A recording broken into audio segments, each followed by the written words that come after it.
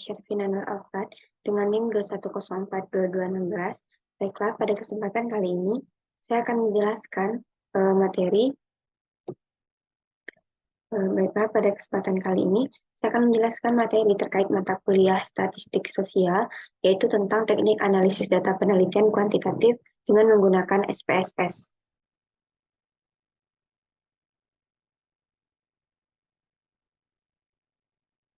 Yang akan saya bahas pada presentasi kali ini yaitu terkait uji validitas, uji reliabilitas, uji asumsi klasik yang terdiri atas uji normalitas, heterokedastisitas, uji multikolinearitas, serta uji hipotesis yang terdiri atas uji koefisien determinasi, uji F, uji regresi linear berganda, dan uji T. Sebelum saya menjelaskan terkait penelitian pengolahan data kuantitatif tersebut, di sini saya sudah menyediakan data terkait yang akan saya olah pada kesempatan kali ini.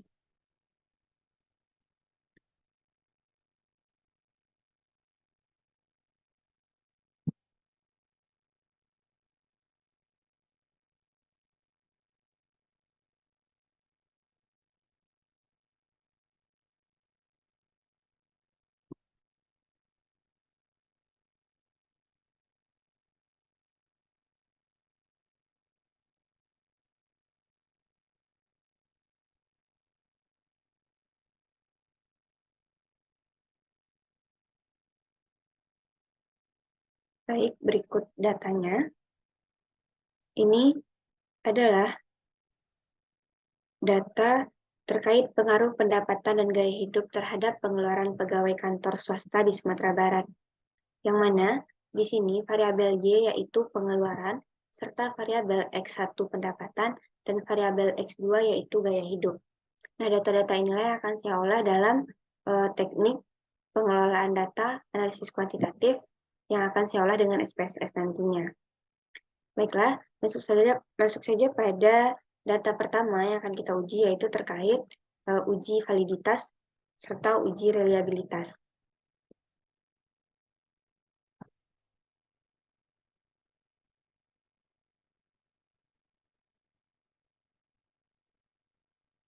Di sini saya akan menggunakan aplikasi SPSS.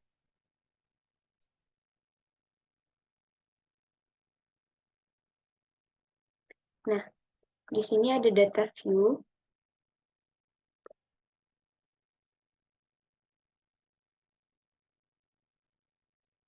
Dan variabel view.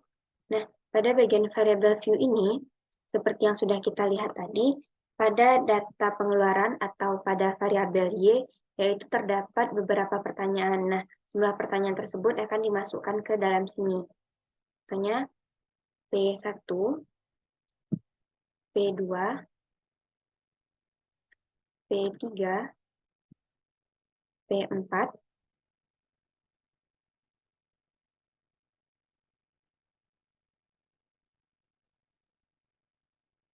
serta total dari jumlah data tersebut. Nah, di sini untuk pecahan desimal kita jadikan 0, karena di sini kita tidak menggunakan pecahan desimal.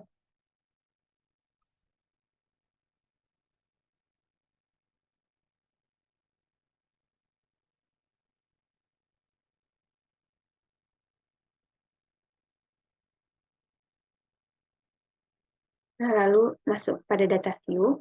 Di sini sudah ada kolom-kolom terkait data yang akan kita gunakan. Nah, ke dalam sini kita masukkan data yang sudah kita olah sebelumnya, seperti pada Excel yang sudah saya lihatkan pada presentasi pertama tadi.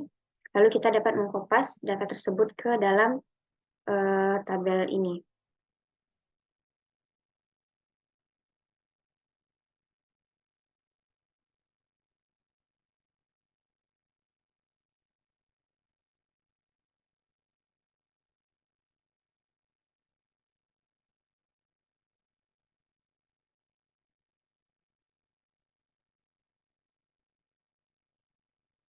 Nah, kita dapat mengkopasnya. Di sini kita paste saja.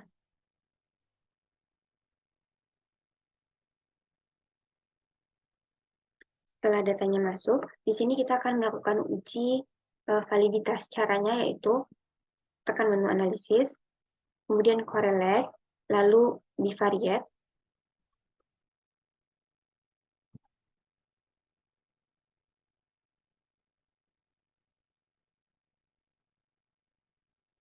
Nah, di sini semua data yang ada pada bagian kiri ini kita masukkan pada variabel keseluruhan, lalu klik OK.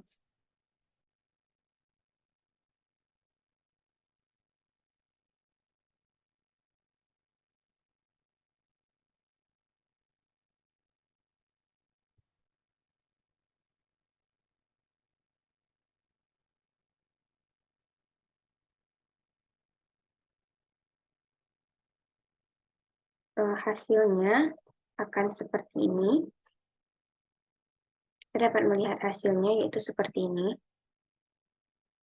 Di sini terdapat R hitung yaitu 0,587.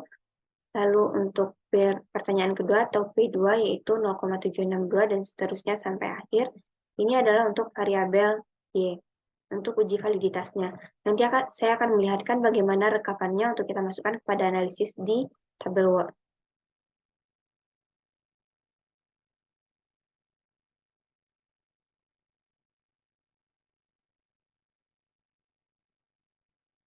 Nah, setelah tadi kita melakukan uji validitas, sekarang kita dapat melakukan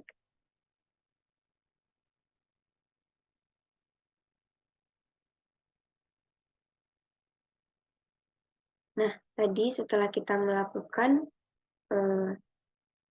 uji validitas pada variabel Y, kita dapat melakukan uji validitas uji reliabilitas pada variabel Y tersebut.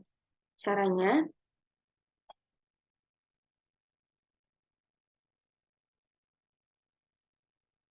analyze, lalu scale, kemudian reliability, analisis.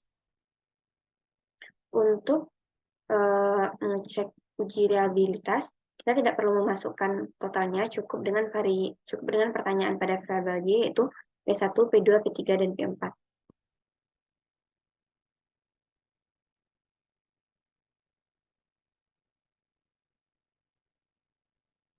Nah, hasil yang kita dapatkan untuk reliabilitas ini, itu seperti ini.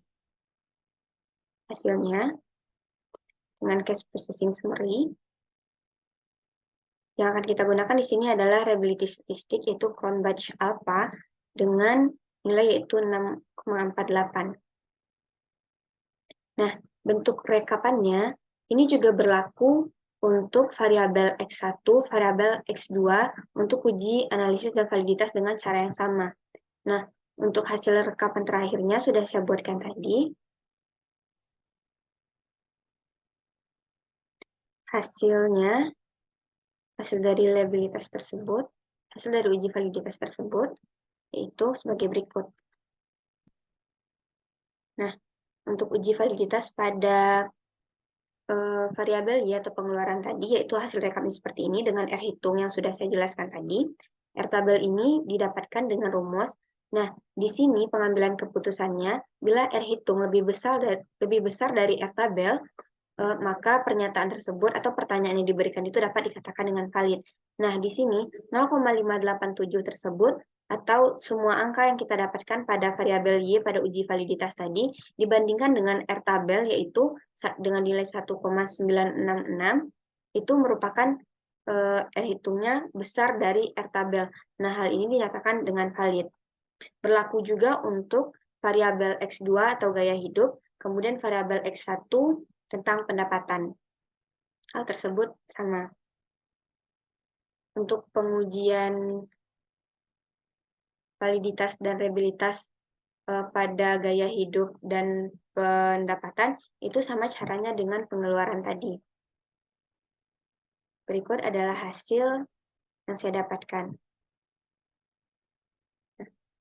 Untuk reliabilitas, Cronbach alpha seperti yang sudah dikatakan tadi. Nah, untuk pengeluaran hasil Cronbach alpha setelah dilakukan uji reliabilitas dengan SPSS tadi mendapatkan hasil 0,648. Nah, di sini pengambilan keputusannya, bila nilai Cronbach alpha besar dari 0,60, nah instrumen tersebut dapat dikatakan dengan reliabel atau konstan. Nah, untuk gaya hidup dengan nilai 0,754, pendapatan atau variabel X1 0,812 dengan R labelnya 0,6. Nah, di sana dinyatakan bahwa pertanyaan-pertanyaan terkait variabel Y, X2, dan X1 itu adalah reliabel. Nah, lanjut untuk tahapan selanjutnya yang kita uji yaitu adalah uji klasik. Nah, uji klasik di sini terdapat beberapa uji klasik. Uji klasik yang pertama yang akan kita cobakan adalah itu uji normalitas. Nah, berbeda dengan uji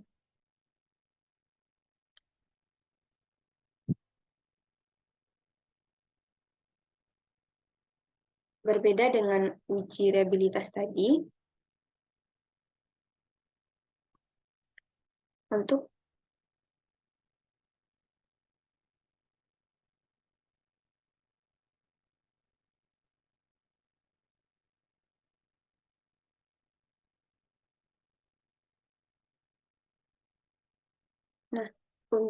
uji klasik atau uji normalitas, di sini variabel view kita tidak memasukkan pertanyaan-pertanyaan tadi, kita hanya memasukkan variabel-variabel yang telah disediakan seperti tadi, yaitu Y, X1, X2, kemudian untuk label di sini, untuk Y tadi itu melambangkan pengeluaran, di sini kita ketik pengeluaran.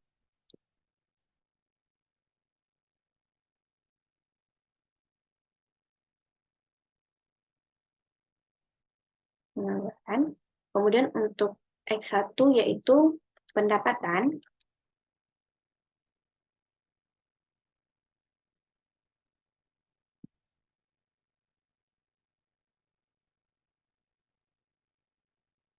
Lalu selanjutnya yaitu X2 gaya hidup.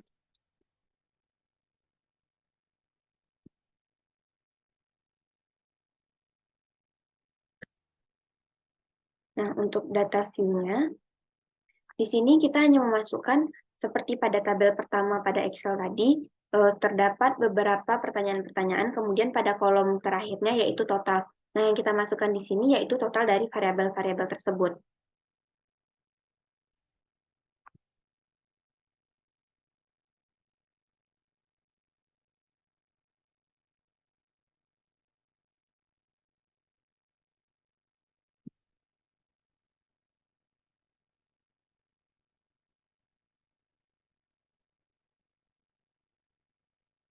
Kita tinggal meng-copy paste dari data yang sudah ada pada Excel tadi.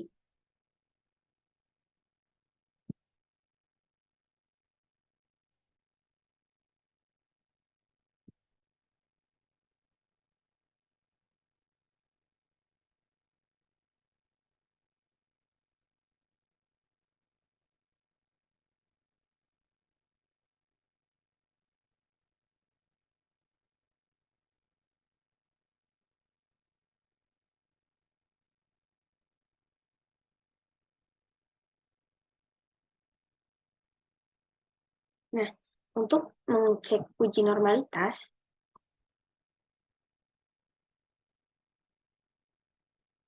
caranya yaitu klik analisis, kemudian untuk menguji normalitas, kita dapat klik analisis,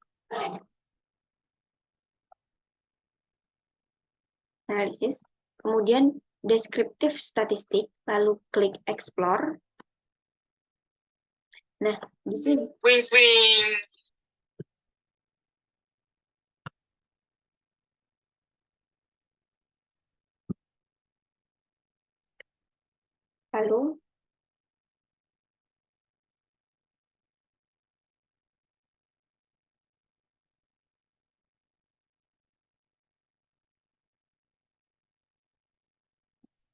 lalu semua variabel dimasukkan pada kolom dependent list.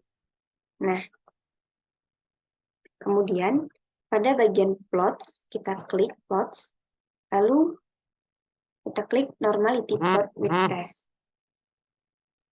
Lalu klik continue, lalu klik OK.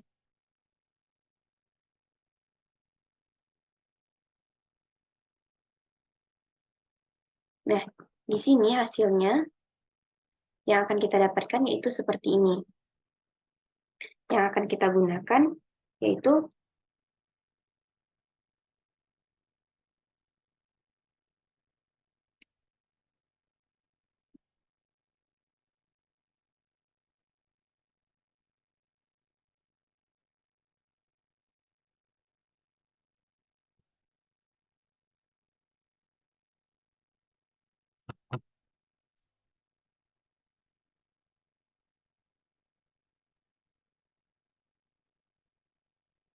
bentar.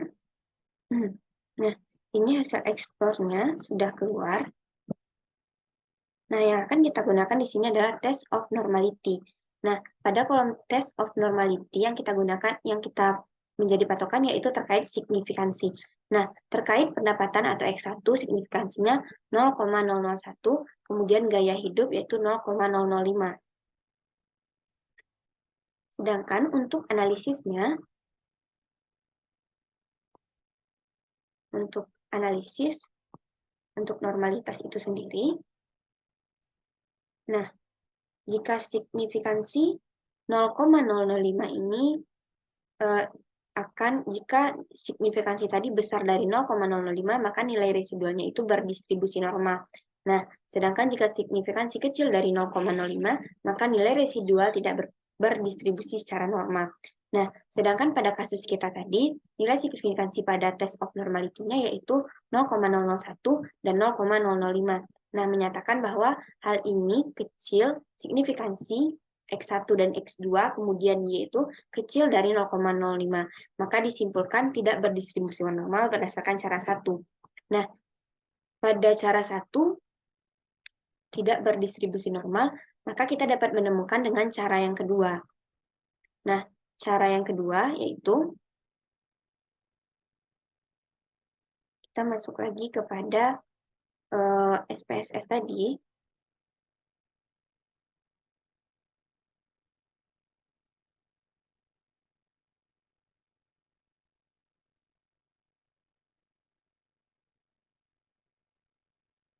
Nah, caranya yaitu klik analisis,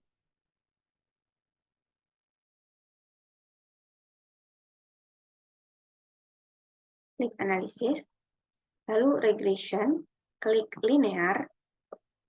Kemudian untuk pengeluaran atau Y kita masukkan kepada dependen. Kemudian pendapatan dan gaya hidup atau X-nya kita masukkan kepada independence.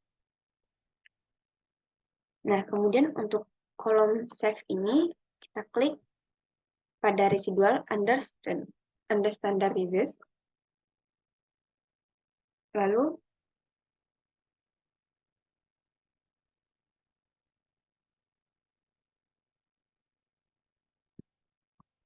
klik continue. Lalu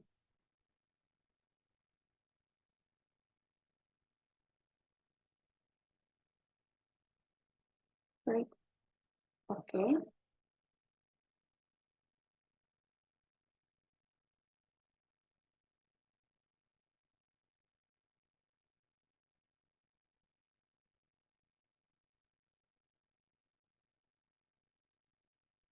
Lalu untuk ini klik lagi analisis.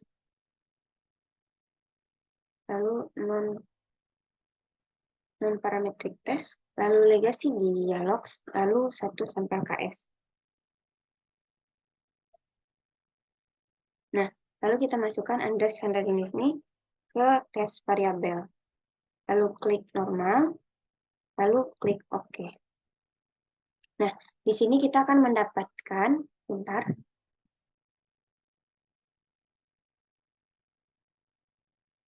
Nah, hasilnya yang akan kita dapatkan adalah terkait NPR test ini. Nah, di sini yang kita jadikan patokan yaitu adalah signifikansi two-tail ini.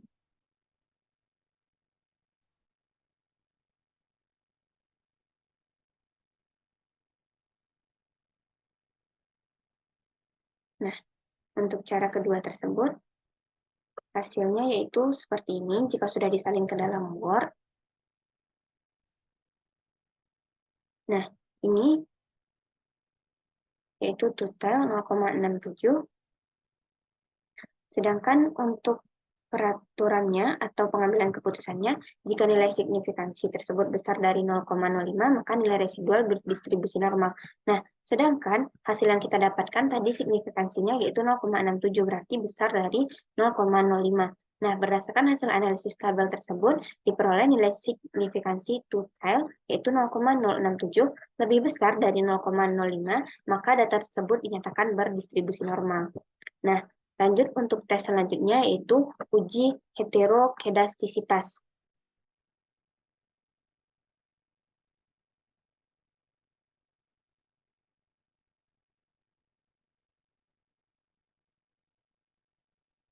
Untuk uji heterokedastisitas ini, kita memasukkan tabel seperti tadi untuk variabel view-nya. Kita ganti seperti ini. Lalu untuk data view, kita masukkan data total yang ada pada variabel-variabel sebelumnya. Caranya yaitu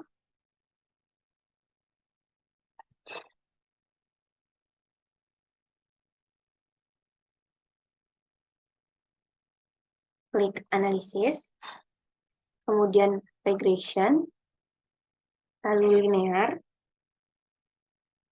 kemudian sama seperti tadi, untuk pengeluaran atau Y kita masukkan ke kolom dependen, dan kolom pendapatan dan gaya hidup atau X1 dan X2-nya kita masukkan kepada independen. Lalu pada bagian plots, untuk Z-pred itu kita masukkan kepada variabel X, kemudian S-receipt kita masukkan pada variabel Y, lalu jangan lupa untuk mengklik histogram dan normal probability plot-nya. Continue. Lalu oke.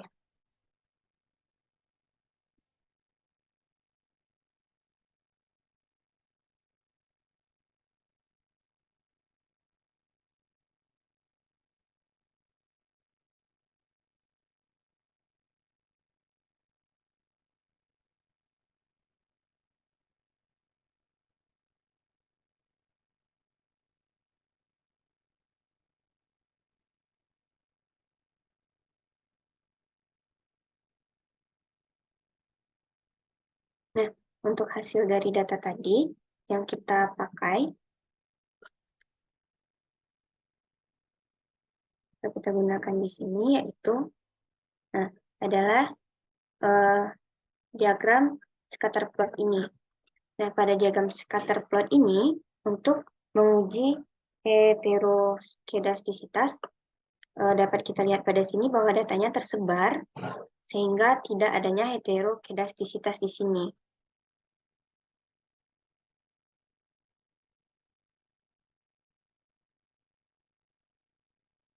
Nah, jika kita masukkan kepada analisis, jadinya seperti ini.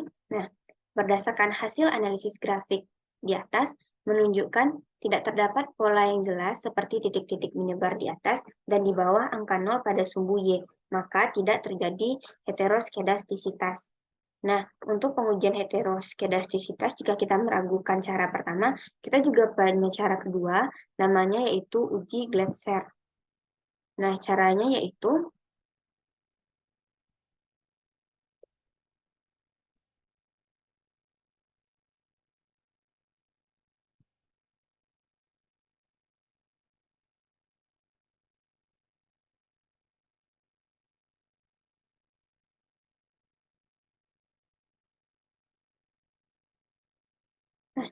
cara untuk mengujinya yaitu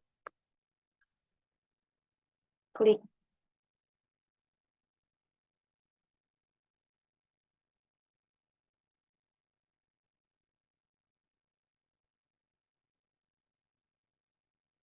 analisis, lalu regression, lalu linear, kemudian pada tombol save kita klik unstandard ini, kemudian continue, lalu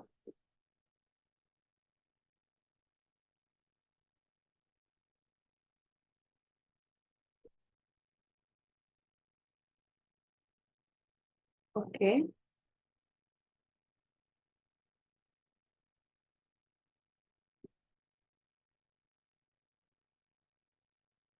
Di sini sudah ada, Mas.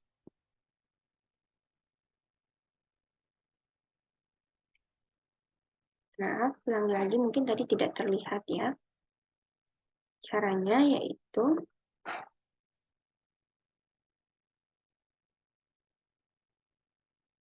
ini kita sudah mendapatkan hasil res 1 dengan cara yang tadi.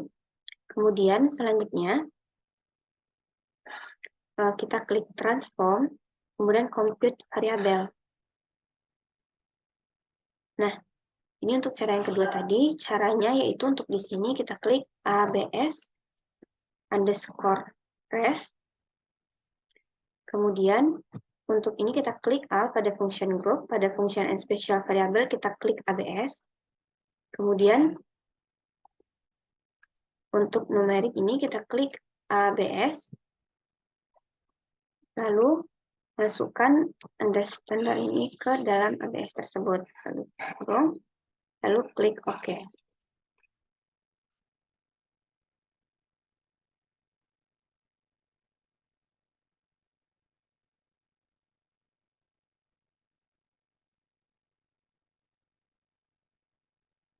Nah, setelah mendapatkan hasil ABS res tadi,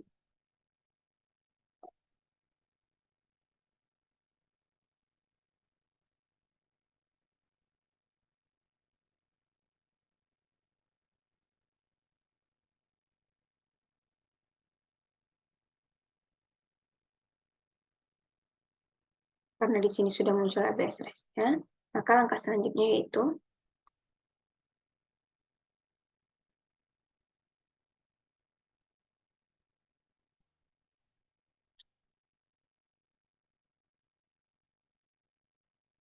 klik Analyze, kemudian Regression, lalu Linear, lalu tombol dependen ini kita ganti dengan, ntar kita keluarkan dulu ini, lalu diganti dengan ABS res.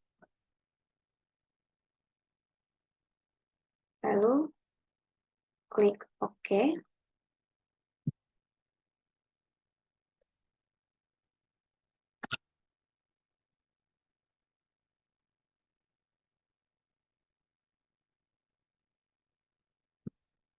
Hasilnya yaitu kita akan mendapatkan koefisien dari ABS. Hasilnya kita akan mendapatkan koefisien dari ABS res tersebut. Seperti ini. Nah, untuk hasil analisis yang dibuat, jadinya itu seperti ini.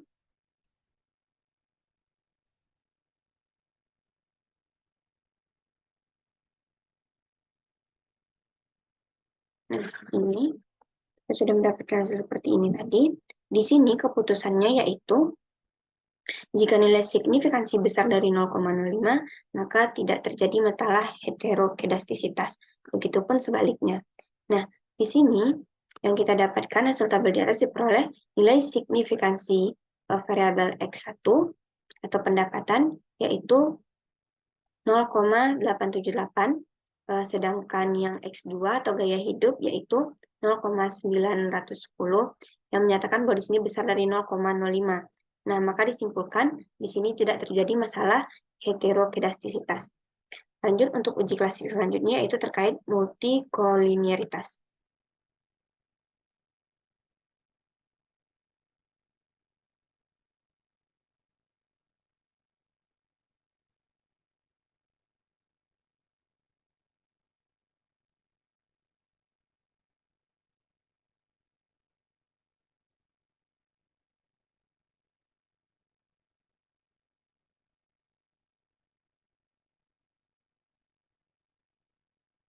Nah, untuk multikolinearitas ini kita dapat membuat dengan data baru.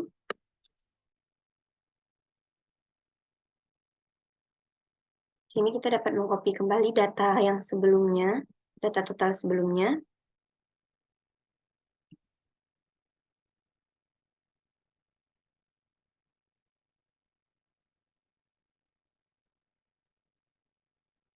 Ini adalah X1.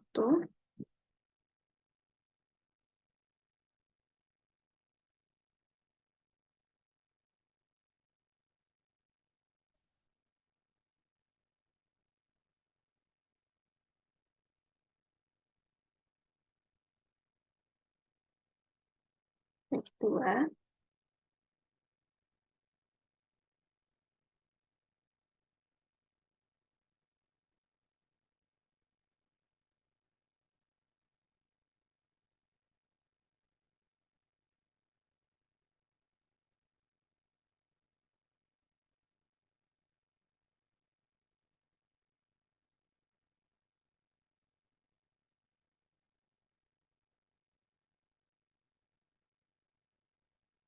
Ini pada variabel Y.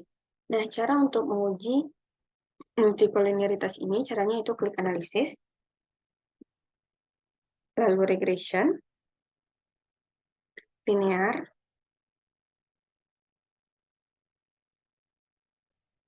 sama seperti sebelumnya, yaitu Y atau pengeluaran tadi dimasukkan kepada variabel dependen, kemudian X1 dan X2 ke independen. Kemudian pada kolom statistik ini dicentang yang collinearity diagnostic, kemudian continue,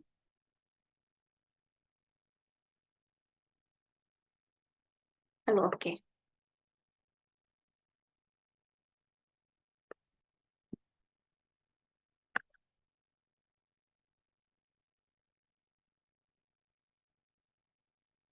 Nah, untuk hasil yang didapatkan, dari analisis multikoliniaritas tadi, yaitu yang kita gunakan adalah tabel koefisien ini.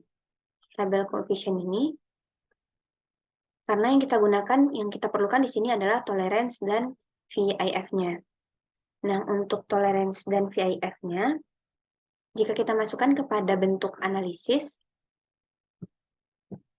bentuknya yaitu jadinya akan seperti ini.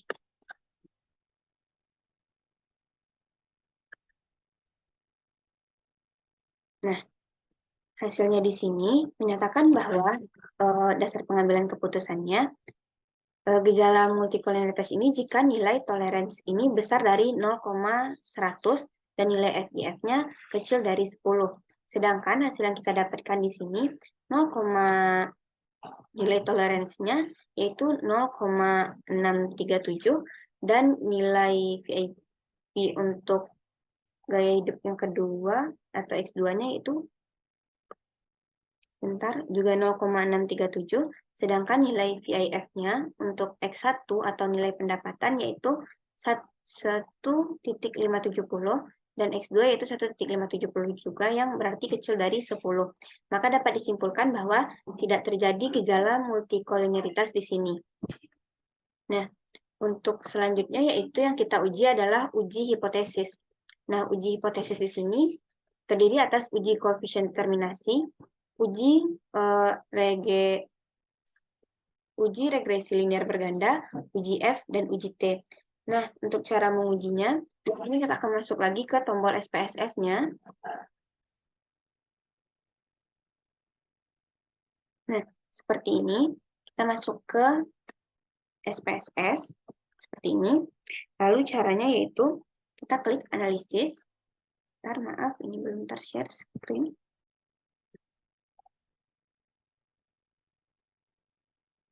Caranya,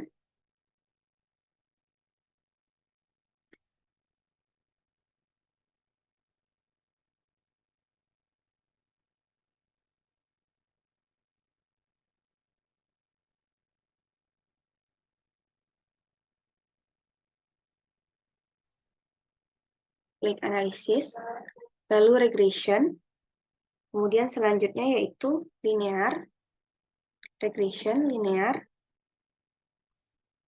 lalu masukkan variabel ini sama seperti tadi, kita juga dapat meresetnya, masukkan variabel Y pada dependen, kemudian variabel X1, X2 yaitu terkait pendapatan dan gaya hidup ke variabel independen, kemudian klik OK.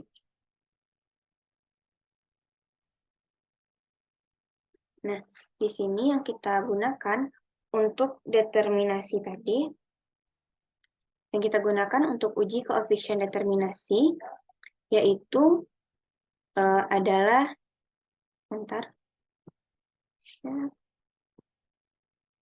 determinasi yang kita gunakan adalah model summary ini, model summary. Kemudian untuk regresi linear berganda yang kita gunakan adalah tabel koefisien ini. Tabel koefisien. Kemudian untuk uji F atau simultan yaitu menggunakan tabel ANOVA. Kemudian untuk uji T yang kita atau parsial yang kita gunakan adalah koefisien ini juga. Nah, caranya yaitu untuk kita menganalisisnya. Sudah saya rekap pada bagian ini. Cara analisisnya yaitu nah,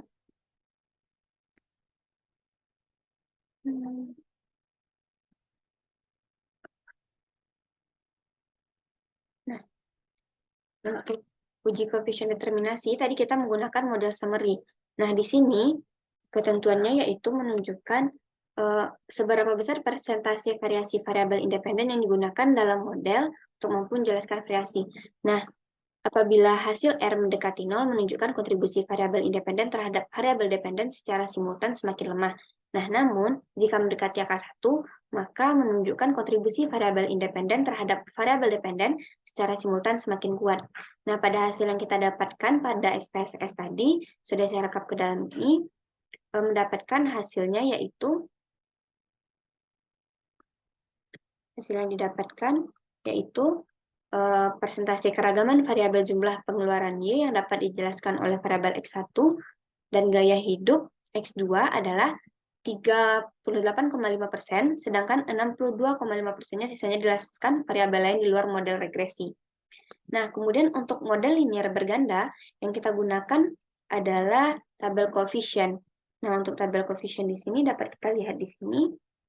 Nilai B-nya 0,35 untuk variabel X1 atau pendapatan. Artinya, apabila terjadi kenaikan nilai variabel X1 sebesar 1 poin, maka akan terjadi pula peningkatan terhadap variabel Y sebesar 0,035. Nah, berdasarkan variabel X2, hasil uji regresi menunjukkan bahwa variabel X2 tersebut memiliki koefisien regresi positif dengan nilai B 0,366. Artinya, apabila terjadi kenaikan nilai variabel X2 sebesar 1 poin, maka akan terjadi pula peningkatan terhadap variabel Y sebesar 0,366. Nah, lanjut selanjutnya itu uji F. Di sini kita menggunakan tabel ANOVA pada hasil SPSS tadi dengan ketentuan atau pengambilan keputusan jika signifikansi kecil dari 0,05 atau F hitung besar dari F tabel, maka terdapat pengaruh variabel X secara simultan. Nah, di sini yang kita dapatkan hasilnya yaitu nilai signifikansi yaitu 0,000 itu kecil dari 0,05. Nah, dapat disimpulkan bahwa terdapat pengaruh positif dan signifikan variabel X1 dan X2 secara simultan terhadap variabel Y, sehingga N3 diterima dan H0 ditolak. Kemudian untuk uji T atau uji parsialnya, di sini hasil keputusannya yaitu bila T hitung lebih besar dari T tabel dengan nilai signifikansi kurang dari 0,05, maka hal tersebut menjelaskan adanya keterkaitan secara signifikansi. Nah, hasil signifikansi yang kita dapatkan untuk pendapatan X1 serta gaya hidup atau X2 di sini yaitu 0,433 dan 0,00. Jadi dapat disimpulkan hasil analisis dari tabel tersebut diperoleh nilai T hitung 0,787 kecil dari T tabel yaitu 1985, 1,985 dan signifikansi 0,433 besar dari 0,05. Maka disimpulkan pendapatan berpengaruh positif dan tidak signifikan terhadap pengeluaran pegawai kantoran swasta di Sumatera Barat. H1 ditolak dan H0 diterima. Kemudian, berdasarkan hasil analisis dari tabel di atas, diperoleh nilai T hitung yaitu 0,57 besar dari T tabel dan signifikansi 0,00 kecil dari 0,05. Maka dapat disimpulkan gaya hidup berpengaruh positif dan signifikan terhadap pengeluaran pegawai kantoran swasta di Sumatera Barat, H2 diterima dan H0 ditolak. Nah, sekian presentasi yang dapat saya lakukan terkait cara mengolah atau pengolahan analisis data menggunakan analisis data kuantitatif menggunakan SPSS. Nah, sekian dapat saya jelaskan. Terima kasih. Assalamualaikum warahmatullahi wabarakatuh.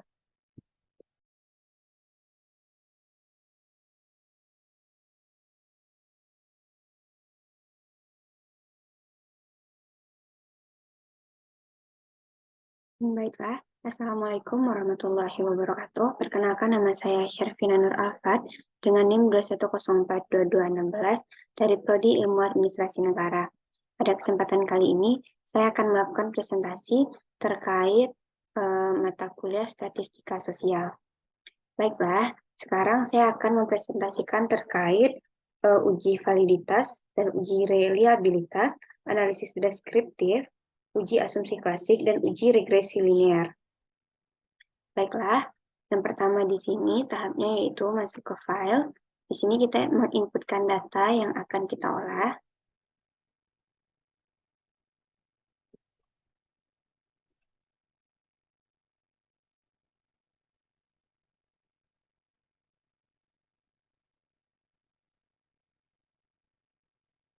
Sebelumnya di sini kita pilih dulu jenis datanya. Di sini saya akan memasukkan data dengan Excel.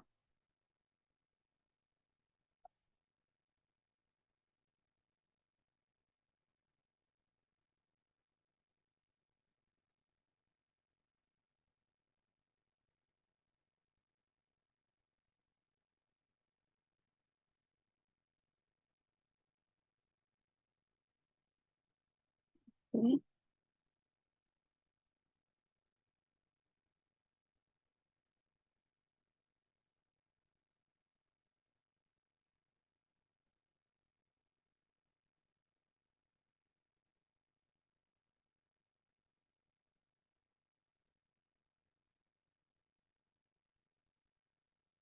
Baik, ini datanya sudah masuk.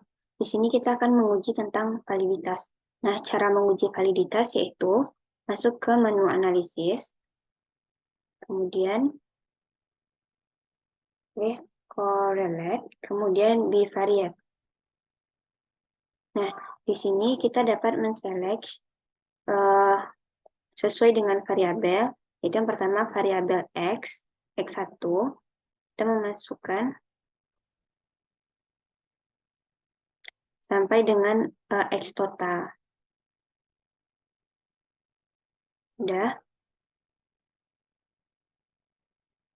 Kemudian pastikan di sini persen, like significant correlation-nya, dan totalnya juga kita checklist. Kemudian oke. Nah, di sini akan kita dapatkan data validitas tentang data tadi. Nah, di sini jika data ini data totalnya berada di bawah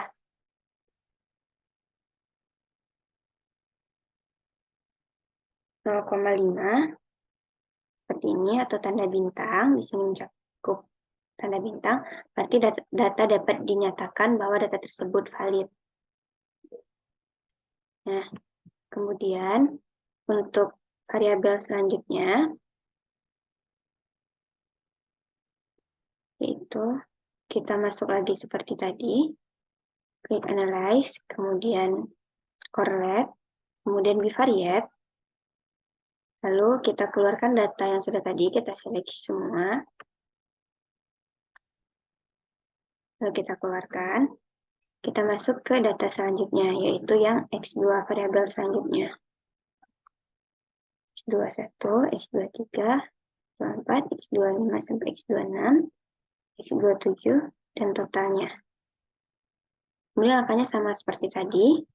Oke. Kemudian kita akan mendapatkan sama seperti tadi. Jika datanya berada di bawah 0, kurang dari 0,025, berarti data dapat dinyatakan dengan valid atau tanda bintang seperti ini. Terakhir untuk variabel Y, juga caranya sama. Analyze, correlate, bivariate. Kemudian kita keluarkan dulu data yang tadi. Lalu kita masukkan data pada variabel Y.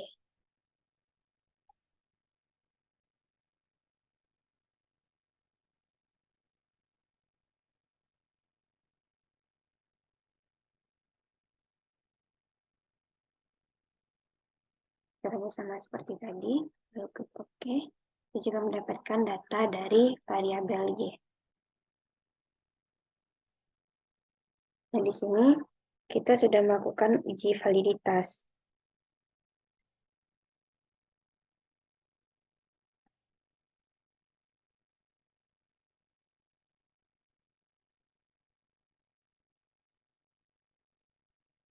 Nah, kemudian tadi saya juga sudah merekap di sini. Bentar.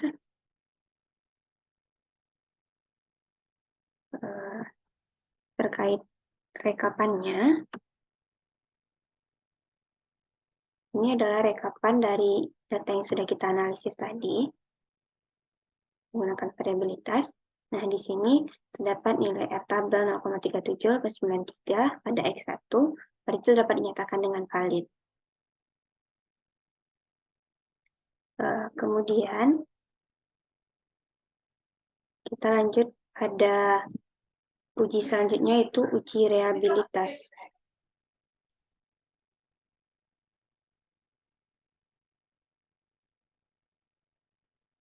Uji reliabilitas, caranya, kita klik analisis,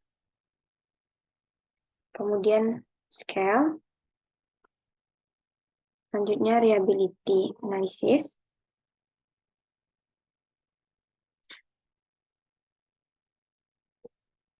Di sini data kita masukkan semua data terkecuali dengan data totalnya tadi.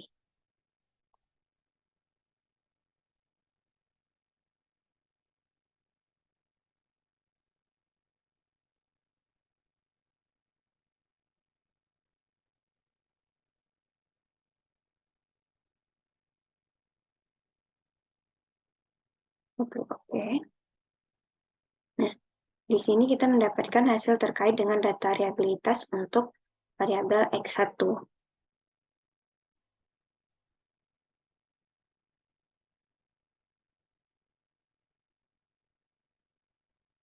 Untuk ketentuannya, yaitu untuk menyatakan bahwa data ini reliabilitas, data alpha ini, crown batch alpha, harus besar dari 0,7. Nah, sedangkan jika lebih dari 0,8 berarti menyatakan sangat kuat. Sedangkan pada X1 ini datanya adalah 0,9. Berarti dengan tersebut menyatakan bahwa reliabilitasnya kuat. Sama untuk variabel pada X2 dan Y. Kita lakukan hal yang sama. Itu analisis, scale, reliability analysis. Nah, untuk ini kita keluarkan dulu. Kemudian kita masukkan variabel X2, kecuali total di variabel tersebut. Udah, lalu klik OK. Ini kita juga akan mendapatkan data reliabilitas dari variabel X2. Kemudian untuk variabel XY,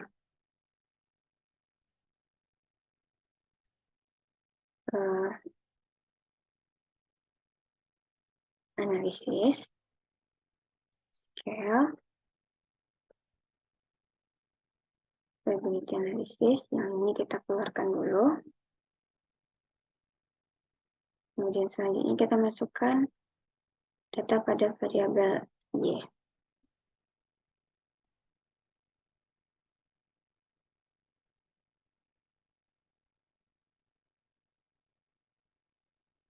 Lalu masukkan, klik OK. Ini untuk Y, yaitu jumlah crown batch alpha adalah 0,8, berarti menyatakan bahwa reliabilitasnya adalah kuat. Kemudian untuk variabel X2 juga sama, dengan reliabilitas 0,7, berarti menyatakan bahwa reliabilitasnya kuat. Kemudian selanjutnya, kita masuk kepada analisis deskriptif. Nah, di sini analisis deskriptif, kita menggunakan Excel, Caranya yaitu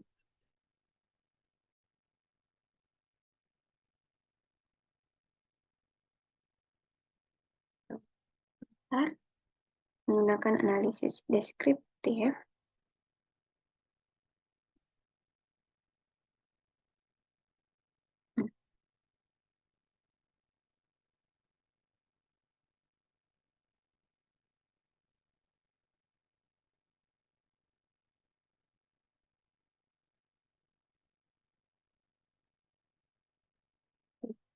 Ini analisis deskriptif. Sebelumnya kita sudah mendapatkan data tadi terkait X1, yaitu data yang sudah kita dapatkan, kemudian X2, X3. Nah, di sini saya sudah membuatkan hasil dari kalkulasi tersebut, seperti skor yang berjumlah 5 pada X1 terdapat 8, skor 4 pada X1 dapat 13, kemudian skor 3 pada X1 terdapat jumlahnya 6, skor 2 dengan 2 responden, skor 1 dengan 1 responden. Nah, cara mencarinya yaitu di sini kita dapat menggunakan rumus. Rumusnya sendiri yaitu, bentar,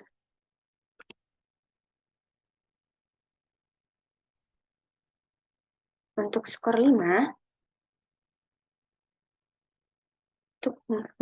caranya yaitu count sama dengan count if,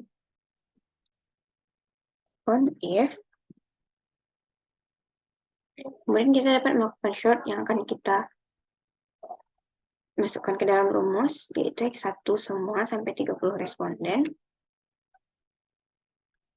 Lalu count if C7 sampai dengan C36, kemudian titik 2 koma, kemudian selanjutnya dari 5 tersebut,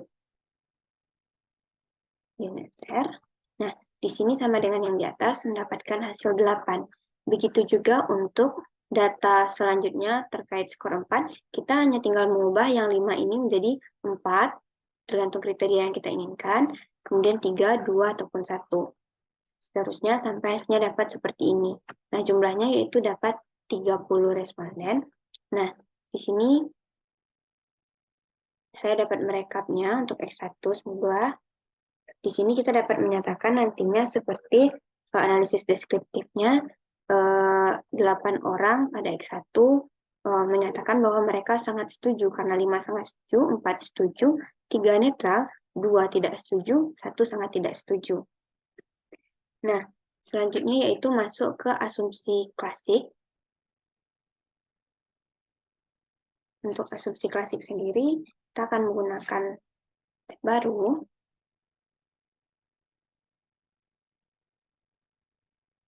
Nah, di sini kita mengubah variabelnya dulu. Variabelnya di sini kita tulis X1, kemudian X2, dan Y. Kemudian masuk kepada data view. Untuk ini kita hanya perlu mengcopy atau memasukkan data total yang sudah kita ketahui sebelumnya.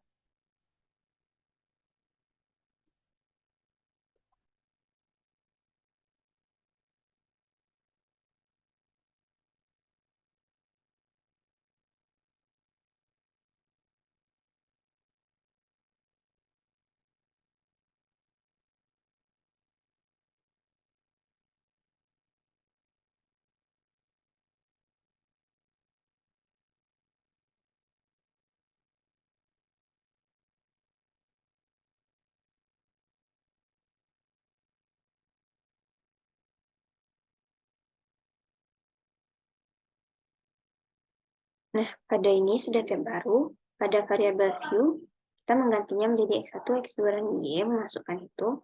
Kemudian pada data view, pada X1 memasukkan jumlah total data tadi, X2 juga begitu, dan Y juga begitu.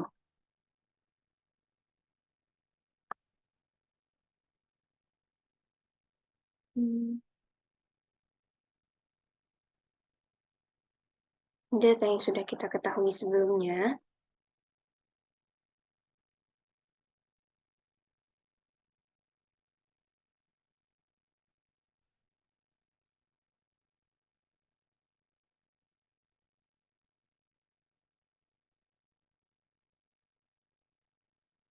Mungkin untuk variabel Y.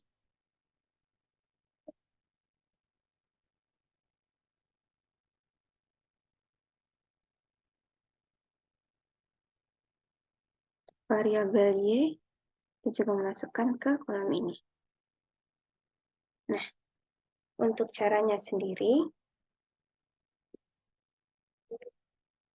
untuk mengetahui analisis klasik dan hipotesisnya, caranya masuk analisis, kemudian regression. Dari regression, kita pilih linear, regression, linear. Nah, pada data dependen yang kita masukkan adalah variabel Y. Kita masukkan kepada dependen, kemudian variabel X1 dan X2 kita masukkan kepada data independen. Nah, di sini kemudian statistik. Pada bagian statistik ini, kita dapat menceklis bagian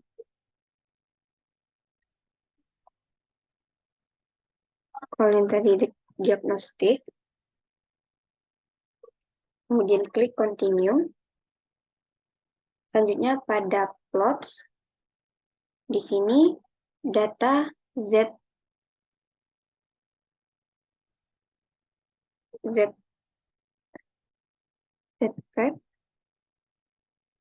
kita masukkan ke variabel X. Sedangkan data S receipt kita masukkan ke variabel Y. Kemudian jangan lupa cek histogram dan normal probability plotnya. Kemudian continue. Untuk bagian save, di sini ada residual undes.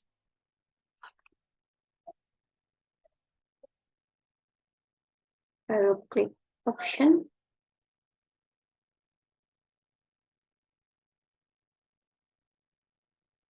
Dan continue. Option. Udah. Klik OK.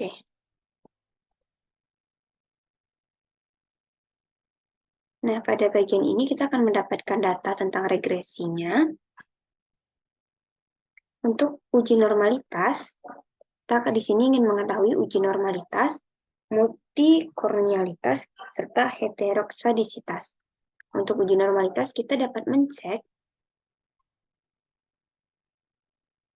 bentar, datanya belum keluar. Nah, untuk normalitas, kita dapat melihat pengujiannya jika histogram seperti ini berarti normal. Kemudian jika garis tersebut diagonal, pada variabel X dan Y juga mengatakan bahwa analisis tersebut adalah normal.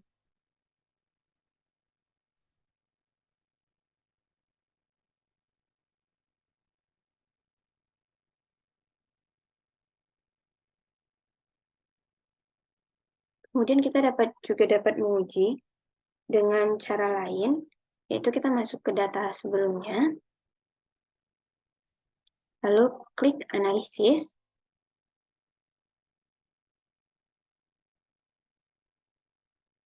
lalu non-parametric test, kemudian legacy dialog, lalu klik satu sampel KS. Nah,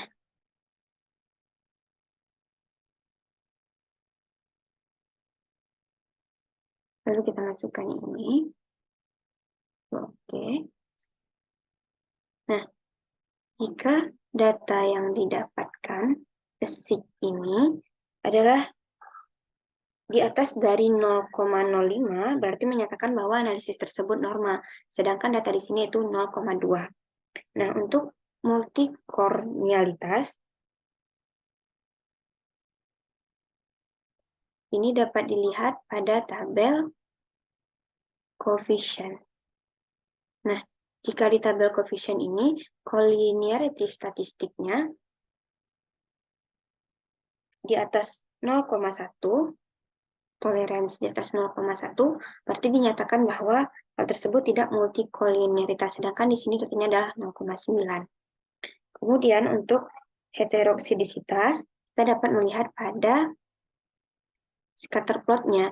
Di sini menunjukkan bahwa pada scatterplot ini datanya menyebar, berarti dapat dinyatakan bahwa tidak heterodisitas. Selanjutnya, kita masuk pada uji F, uji T, dan koefisien determinasi. Nah, pada uji F, kita dapat melihat pada tabel yang telah disajikan, kita melihat lagi ke atas, yaitu pada ANOVA. Nah, di ANOVA ini, pernyataan bahwa ketentuannya jika nilai sig di bawah 0,05 itu menyatakan bahwa variabel X dan Y itu variabel X2 dan X1 berpengaruh terhadap variabel Y. Di sini nilai sig adalah 0,01, berarti berada di bawah 0,05. Kemudian untuk uji T, di sini kita menggunakan tabel koefisien. Nah, dengan ketentuan jika signya berada di bawah 0,05 berarti dinyatakan bahwa X tersebut berpengaruh. Nah, di sini X1 dengan nilai 0,001 berarti berpengaruh terhadap variabel Y. Sedangkan X2 di atas 0,05 berarti dinyatakan bahwa tidak berpengaruh terhadap variabel X2. Variabel X2 tidak berpengaruh terhadap Y. Nah, kemudian yang terakhir yaitu koefisien determinasi. Nah, koefisien determinasi dapat kita cek dengan menggunakan model summary. Nah, pada model summary ini, kita melihat di sini bahwa R-square-nya itu 0,425, berarti dapat dinyatakan bahwa 42,5% R-square ini berpengaruh, 42,5% berpengaruh terhadap Y.